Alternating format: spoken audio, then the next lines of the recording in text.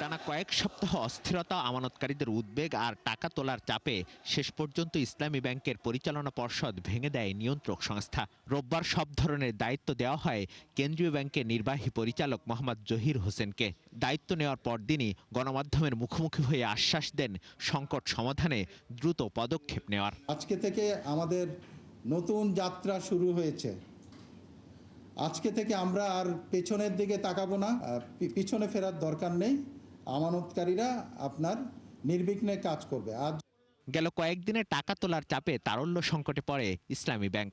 তা কাটাতে রবি সোমবার 2 দফায় 5,000 কোটি টাকা সহায়তা দেয় কেন্দ্রীয় ব্যাংক। ভারপ্রাপ্ত ব্যবস্থাপনা পরিচালক জানান, প্রয়োজনে আরও 2,500 কোটি টাকা সহায়তার আবেদন করা হবে। আজকে অ্যাকাউন্ট ক্লোজিংয়ের হার 4 ভাগের 1 ভাগে নেমে এসেছে। 4 ভাগের 1 ভাগে নেমে আসছে। হ্যাঁ পাইছি, কিন্তু সেটা আমরা তো টাকা পাইলে আমরা খরচ করবো না। আমরা গতকালকে যা পাইছি সেটাও ওইভাবে খরচ করি নাই। এখানে বাংলাদেশ ব্যাংক একটা রিপোর্টিং এর ব্যাপার আছে, আমরা কোথায় খরচ করতেছি তারা মনিটর করতেছে।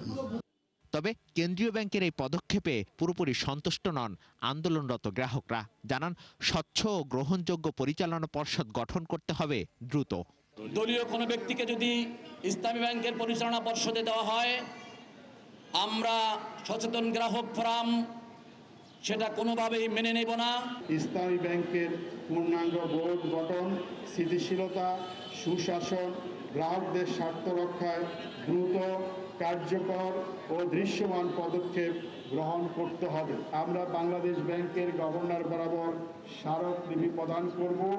এদিকে কেন্দ্রীয় ব্যাংকের নেওয়া সিদ্ধান্তকে স্বাগত জানিয়েছে ব্যাংক নির্বাহীদের সংগঠন এবিবি। মিসবাহ হাসান, ৭১, ঢাকা।